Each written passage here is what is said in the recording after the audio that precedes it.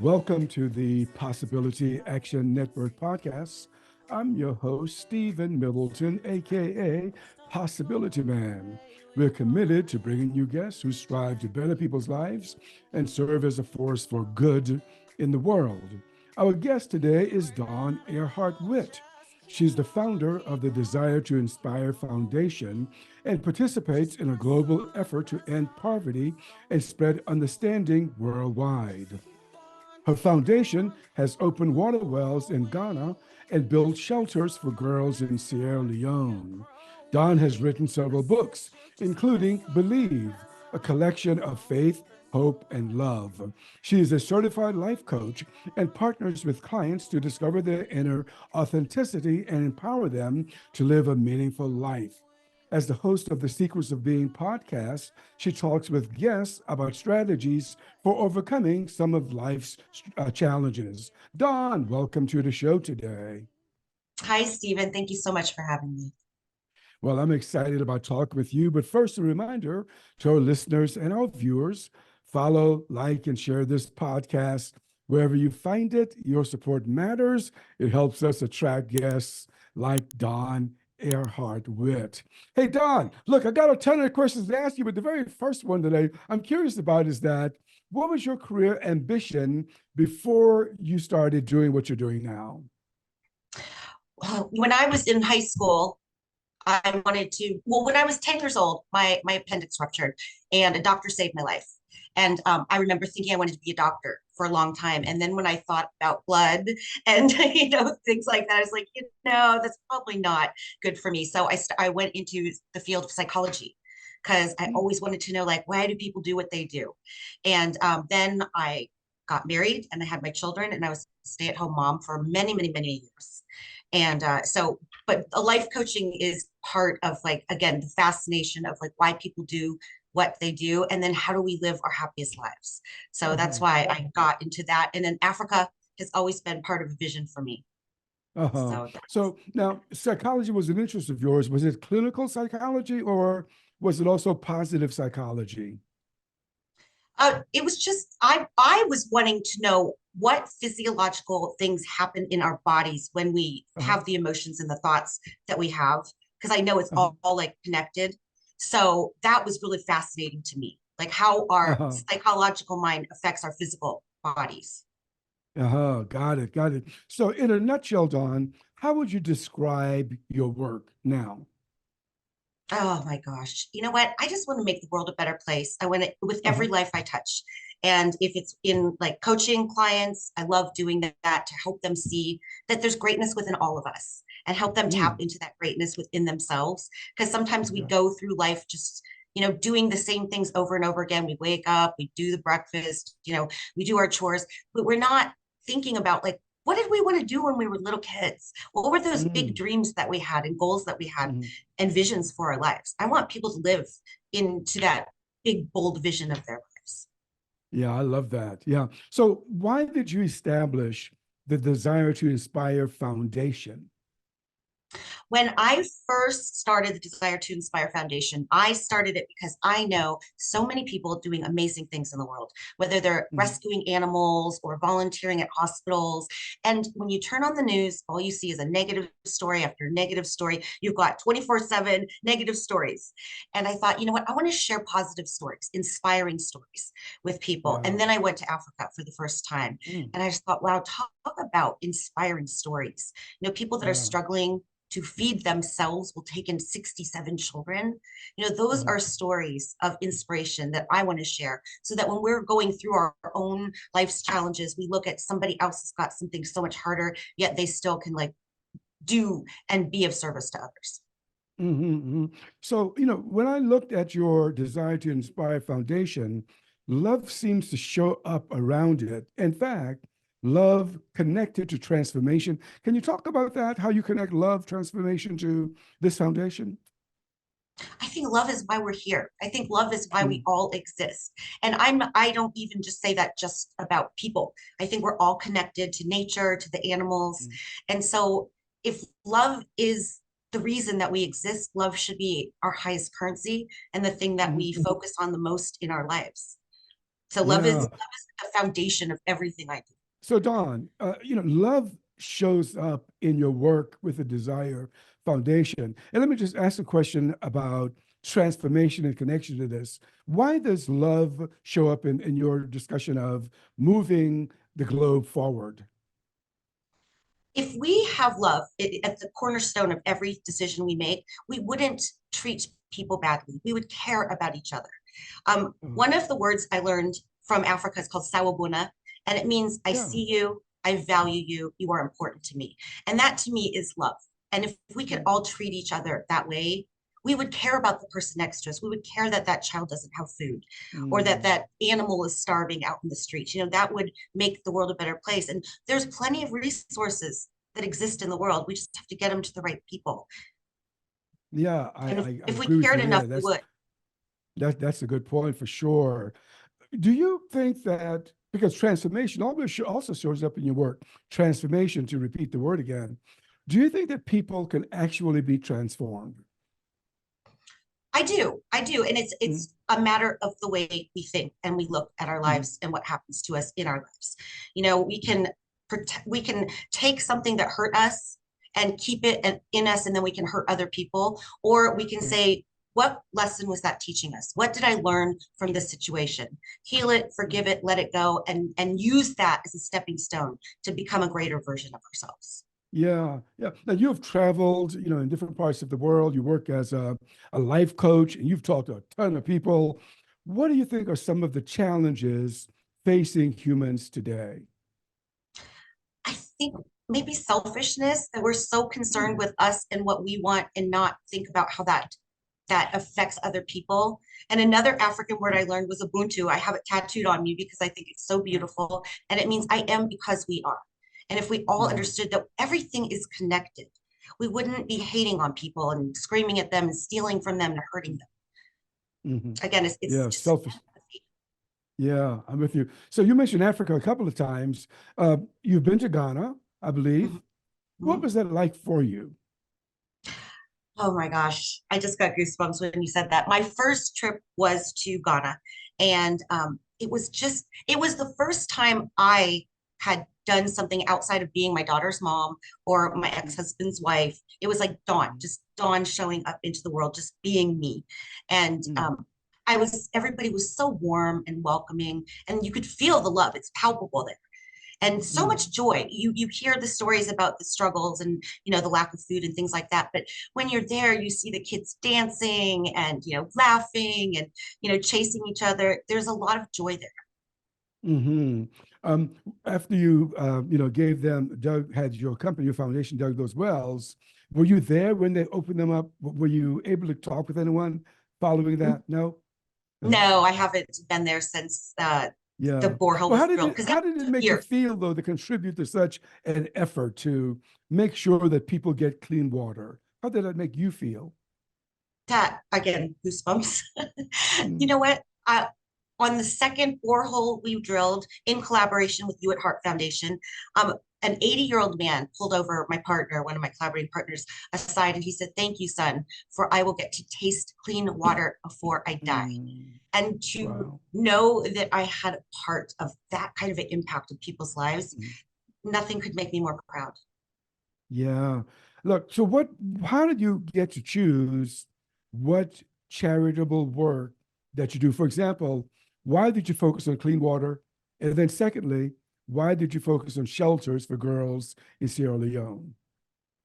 Well, water is, we need it for life, right? So to be able to give somebody the most basic human need is just, again, it's very fulfilling to be able to do that. I base what I do on the needs of where I am. And so Yeah. in Sierra Leone, the girls, there were 31 girls. Susan was 23 when I first met her. She took care of 31 orphan girls, and they were living in a room, one room, not one bedroom, but one room. They slept on the concrete floor. They ate Mm, there. They did their homework there. And I said, you know what? I want those girls to have beds. So we moved them yeah. to a house. We found a house for them, and I bought them all beds. And when I went back to visit them the second time, they pulled me into the bedroom to show me their beds. They were so happy about it. Hmm. So how can people contribute to your foundation to help you continue the good work that you're doing? They can find some of the work that we've been doing. I need to update the site, but it's desire2inspirefoundation.org. And you can read Mhm. about some of the things that we've done. And we're adding new things this year. I've got a bunch of programs that we're doing this year. So we're going to be updating that soon. Fantastic. Yeah. Now, as in your work as a coach and also as a podcast host and also as a writer, you've talked a lot and you've shared a lot about limiting beliefs and overcoming them. So, what are some of the limiting beliefs do you find that people live with today? And secondly, how do you help them get over them? I think one of the biggest ones is I'm not good enough. I'm not worthy. Mhm. I have imposter syndrome. I don't know enough, those kind of things. And when those are things we've heard from other people. And so we put that into the way we see ourselves in the world. And I try to help people get that 30,000 foot perspective where it's like Mhm. they're not in the situation. I can see it from up here while they're in the midst of it. And I can say, Yeah. that's not the truth about who you are. I see the greatness within you. And I Uh-huh. remind them. I don't teach them. I just remind them of what their soul already knows. Yeah, because I think you might have blogged about it. I saw it somewhere as I looked at your work. You suggested to us, those of us who read your books and like, do not allow others to define you. Do you think that's a problem in the world that we allow other people to tell us who we are and tell us about once again, about how you work with us to get beyond that? I used to be that person. I used to be that person, just like I'd mentioned before I went to Africa. I was my daughter's mom. I was my ex-husband's wife.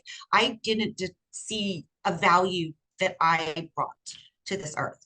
And so Mhm. I had to go through a lot of personal development, going to Africa, doing some things, looking at the dreams that I used to have that I forgot about. Because when life Yeah. gets in the way, you forget about those big dreams. Like when I was in high school, I wanted to go to the Peace Corps. That wasn't an Oh. option for me in my mind. I didn't think it was because society was telling us you have to go to high school, then you go to college, and then you get a job. And so going to the Peace Corps was not something that was, a real thing that I thought I could do. In actuality, I could have, but I Yeah. didn't think I could. So that was a limiting belief imposed upon me by society, and I believed it. Yeah. So to That's a help, huge one. yeah, and so to help people get out of that mindset is to just get them to believe that your dreams Mhm. are possible. Other people Yeah. are doing the things that you are dreaming about doing. Why can't you do it too? Yeah, that's a great reminder. Another thing that you touch upon in your work is that people sometimes are held back because of and you've already mentioned it just now, but I want you to say more about it, about their own self-doubt. How do you help people get through that? Remind yourself that it's not true. I Mm, I learned that it takes, was it 7 positive things to outweigh one negative thing. So like mm, if we can get compliments all day long and that's not going to hit our soul, but that one negative thing that's going to stick with us and stick with us, and before long mm, you've taken all those negative things and made that your identity. And so yeah. again, I help people remember that that's not the truth about who you are. Mhm, mhm. Now, at somewhere, either on your website or in your book or something, you wrote just a little line. It could have been a phrase, but it was something like this: a person can choose who they want to be. Do you still feel that way? That a person can I do. actually make that kind of. Mhm. I do. I How do do. you And how do you go about how does a person go about figuring out, Dodd, who they want to be and what they want to do? well, when I was in Sierra Leone, the second time we went and did a wharf cleanup, and I was tired. I had just flown in I was in Uganda and I had just flown in. We had to wake up early. All the Mhm, stores had to close because it was a community cleanup day. So we had to get where we were going early. And I was tired and I was thirsty and I was hungry. And there was this one lady, we were giving out some cookies and some money to the people that were helping us to do a mhm, big wharf cleanup. And there was this one lady who came and she started yelling at us because she didn't get any of the cookies. She didn't get any money. She mhm, wasn't cleaning either, by the way. But mhm, in my mind, I was thinking, are you even kidding me? Like, no, I don't even live here and I'm doing this for you and your community. But instead, I thought, Dawn, you're in Africa. You are here mhm, for love and kindness. But in that mhm, moment, I got to choose how I wanted to show up. And so I mhm, let her finish talking. I went over, I hugged her. I said, I'm so sorry we ran out. Yeah. And then I walked away and I felt so powerful because I knew those girls that I work with there, Yeah. they were looking at me. And if I would have responded in a negative way or something that Yeah. I would look back and say, you know what, I wish I wouldn't have, said that or acted like that, I would have shown that to them. And so that gave me that moment of like, oh my gosh, I don't have to react to her. I can respond to her, Mm. and I want to respond in kindness and love. Yeah, yeah, that's a good reminder, a good example of that. Along with that, this phrase seems to be huge for you because I've seen it several places in your work to be the change. If I get this wrong, let me know. But be the change that you want to see in the world. Is that a phrase that you recall using at various places in your work? Oh, I use it all the time. It's not my quote, it's Mahatma Gandhi's, Yeah, but yeah.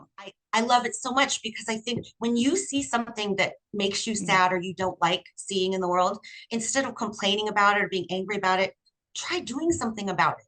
Yeah, yeah. Be And the that's change. what I I do. love that. I love that phrase as well. Yeah. So now I listened to one of your podcasts on Apple, and it was entitled something to the effect of confidence and self-assurance. Do you remember that one? I know you do a ton of podcasts, but you were talking to your guests about how to develop confidence, how to develop self-assurance. If you recall some of that, can you share with us how you all, suggested that people can develop in those areas? Yeah, I do a lot of public speaking, and that's Mm. one of, the top fears people have with public speaking, right? And I had those fears too. When I agreed to be PTA president many, many years ago at my daughter's school, I was like, oh gosh, I have to talk in front of people. I don't Yeah. want to have to do that. And the first time I did it, my legs were shaking, my voice was shaking. I was so nervous, but the confidence comes from doing it and doing it afraid. It's Mm. not every time I get up on a stage, I will be nervous before. It doesn't go away completely, Yeah. but you just power through it and then you get the confidence from doing the thing. Yeah. People see people like you're writing books, you're on stages, you have a podcast, and they think you never feel a little bit of, let's call it fear. But you're saying Mhm. that it's not unnatural, it's a natural thing. Yeah, and all of my friends that we do podcasts together, we do speaking, things like that. We all say it. Mhm. You know what? I remember the first time I had to speak for like 10 minutes straight. I'm like, oh gosh, can I talk for 10 minutes? I'm very, very nervous. Next Yeah. time, then I did it. And I'm like, oh, I could do this. Next time they Yeah. asked me to speak for 20 minutes straight. Like, oh gosh, can I talk for 20 minutes straight? I did it. I can do this. Every time I Yeah. challenge myself as if you just do it afraid. Yeah. Yeah. When you speak, what kinds of topics, what are your top, let's say, two topics that you like to talk about as a speaker? I love talking about finding your purpose and your passion. Mm. Finding the thing that lights your soul on fire because then it doesn't feel like it's work. It's like you Yeah. get that energy of I get to do this. And I Hmm. also like talking about love. Love Yeah. for our families, love for humanity, just love period. Yeah. So in finding your purpose, is there like a tip or like a practice that a person can use? How can, let's say a person says, I don't know what I want to do, and you say it's possible to find your purpose. How would you guide that person in discovering a purpose? I always start with what are the things that light your soul on fire? What are the Mm. things that you would lose track of time doing because you love it so much? Make a list of those things. There's a Yeah. practice in Japanese called ikigai, and it is Yeah. the thing that you love to do, what you can make money at doing, and what the world needs. And when you Mm. can put all of those things together, that is like a map towards finding your Yeah. purpose. Yeah. I love it. Yeah. So now, your brand, I'm saying brand, maybe it's not your brand, so correct me if I'm wrong, but your brand seems to be the secrets of being. Is that about right? Yeah, Yeah, and yeah. I looked at that phrase secrets. I was like, what are the secrets of being? So are there like two or three things that you can share with us about how to be? How can a person learn to be? What are those secrets that you're referring to? The secrets to me is like those aha moments that you've had in your Mm. life where you're like, oh my gosh, I wish I would have known this, when I was 20 years old. Those are the Yeah. secrets. And it's about I think some of the secrets are, like believing in yourself and Mm, understand mm, that everybody's going through something, and mm, love really is an elixir that can alchemize mm. any situation. Yeah. And like being the best person you could be, and again, follow your dreams no matter what anybody tells you. Like, why would you want to do that? I've heard that. Why do you want to Uh-huh. do that? That's kind of crazy. But I there's an Apple commercial I was just thinking of. It's called the Think Different commercial, and at the end it says, the crazy the people who are crazy enough to think they can change the world are the ones who do. And I love that. Uh-huh. So don't let people poo-poo your dreams. That's a big secret, because a lot of times we'll let, from a love, well-meaning, well-intentioned loved one might say, that's dangerous, or you can't make money doing that, because they're not dreaming big enough. So dream big Yeah. and bold. Yeah. I love that. And that reminds me of something else that you say. You said life is a learning experience. I'm not sure if you recall writing that because I saw it somewhere. Do you still take that stand that life is a learning experience and it's okay to try something and try something else?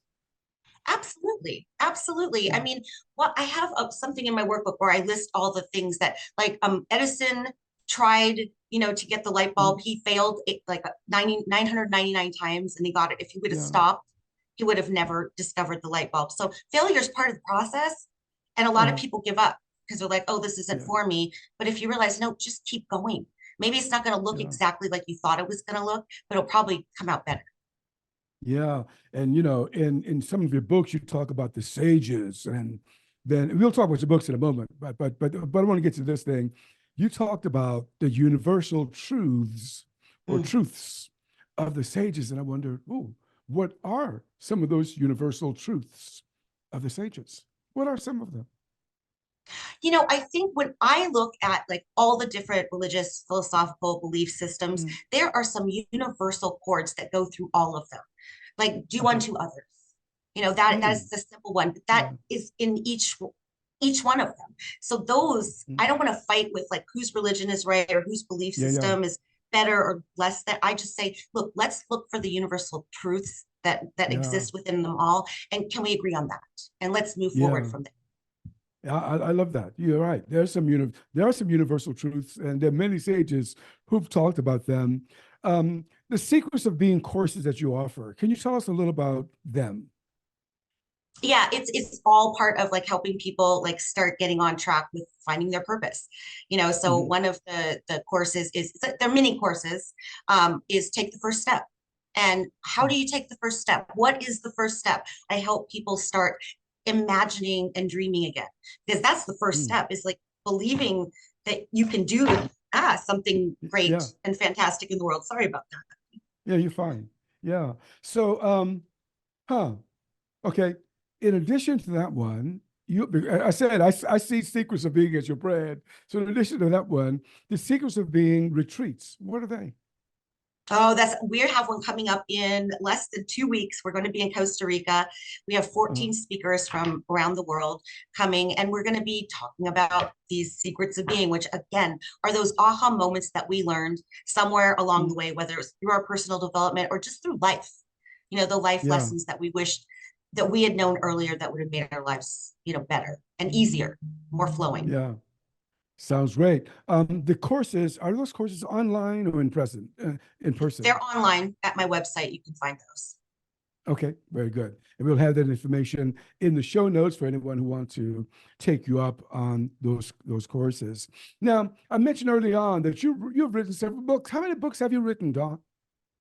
I've written 12. Most of them are in Whoa, collaboration with other authors. And then I've been in 5 anthologies. that's you are a writer. I mean, I don't know how a person can, as young as you can write 12 books. And wow, I'm not that's a that lot. young. I'm not that young, Okay. Okay. but thank you. So what's one of your books? Give me one title and tell us My about it. You know what? One of my favorite ones is The Little Book of Believe, and I wrote it for children. And I wrote it shortly Uh-huh. after I wrote the Believe book. And it's a little rhyming prose about teaching kids to like love each other, to love Uh-huh. themselves, to cherish their weirdnesses, like embrace it, Mm, and mm. just so that they can believe that there's something out there that's got their back, and is going to Yeah. help them accomplish their goals. I mean, children need, that type of encouragement in those areas for sure. I'm glad you wrote that. And the book Believe, what is that book about? I have how many authors? I wrote it a couple years ago. Can't remember how many authors, but we have authors from around the world. Mm, One's from Nigeria, somebody from Mexico. We've got like people from all over telling stories of faith, where faith mm, got them through a challenging situation in their lives. mm-hmm. And I wanted to Yeah. share those stories so that when somebody else is going through a challenging time, they know there's hope and that there's light on the other side of the tunnel. Yeah. I mean, the title itself, the primary title, Believe, is encouraging. Now, you've written another book entitled Be. What is that book about? That is my first one. So I think I've gotten Okay. better since Yeah. I wrote that one, but it's 7 words and they're just quotes, quotes I wrote and quotes from some friends that I asked them to Yeah. contribute to the book. But when I first wrote that, I thought, there are some things about life that I want my daughters to make sure they Mm, understand about the importance of being kind, the importance of being loved in the world, the importance of being mm, strong and grateful and happy and inspired and genuine, being like 100% themselves. So I have uh-huh. quotes that for each one of those words that talk about Uh-huh. the importance of those. I see. So the word be then is really be strong, be loving. So that's I get it. I get it. You also wrote a book, I believe, about Africa. What was that title? The sacred words of Africa. The Sacred Words of Africa. Can you tell us a little bit about that book? Yeah, well, I mentioned I have Ubuntu written I mean, tattooed on me because I think it's such a beautiful Uh, word. And I'd never heard that before I went to Rwanda, many uh, years ago. And I thought, then when I heard Sawabuna and what that meant, I thought, oh my gosh, what other African words? I researched what other African words like have so much meaning packed into one word. yeah. And so I Uh-huh. found 20, I think there are 20 of them that I write about how that way of being elevates Yeah. all of us. Yeah. And once again, this is about the third or fourth time you've mentioned Africa. Americans don't usually think about Africa. Why do you suppose Africa shows up for you? I have literally went on shamanic journeys and asked Okay. that question because I'm half Indian, so if I felt called to a foreign country, I feel like India would make sense and I probably wouldn't Mhm. question it. I'm not exactly sure, but I just know that it's always been when I was little. I always thought I wanted to go to Africa. And again, I wanted to go into the Peace Corps to go to Uh, Africa. So it's always been there. I don't exactly know why that's been put on my uh, heart, but I know I'm doing what I'm supposed to do. yeah. Do you still feel that calling, to serve in Africa? Still feel that? Yeah, I Yeah, do. that's I do. fantastic. Okay. Yeah, I want to return now to your brand, The Secrets of Being. And your podcast has that same title, The Secrets of Being Podcast. When did you start your podcast? Roughly, if you don't recall the exact year. I started it a few years ago and it was called The Soulful Conversations. But then my friend who was editing it for me and producing it for me, she passed away very suddenly after a very short illness. And so I kind of took a hiatus for almost a year. And then I remember starting it back with The Secrets of Being, thinking like, let me keep all my branding and with, Mhm. the same Yeah, name yeah. so that I can like focus on one thing. And again, it's all about sharing those challenges that we've overcome. How do we overcome those challenges and how can you too? Yeah. So that's why you do it, huh? Yeah. Yeah. Okay. So can you recall some memorable topics that you've covered on your podcast? I love one of our most highly watched podcasts was about soul family. I love the soul family, the connections that we have to people that are outside of our biological family, but Mm, we love each other, we see each other, we value each other, respect each other, we support each other. And the soul family that I have in my life, I don't know where I would be without them. They are yeah. the people that encourage me and keep me going when I doubt myself. Uh-huh. That's fantastic. Yeah. So, Don, we've talked about some of the things that I wanted to chat with you about. Is there anything else that you want to share with us that I have not asked you about? I always like to say this on podcasts because I think it's really important. You don't have to go to another country to feed children or to rescue animals. We can add more kindness to the world in every single interaction we have, whether it's at the grocery store with a checker. Be kind to people, see them, Mhm. value them. And when you do that, like that's how we make the world a better place. Each interaction, one interaction at a time. Yeah, I love it. I agree with you wholeheartedly. Well, Dawn, it certainly has been a pleasure being with you today. Thank you so much for saying yes when I extended this invitation. Oh, thank you so much for having me. It was such a blessing to receive your invitation. Okay. Well, you've been listening to the Possibility Action Network podcast. Our guest today has been Dawn Airhart Witte. I'm your host, Stephen Middleton. Until next time, good day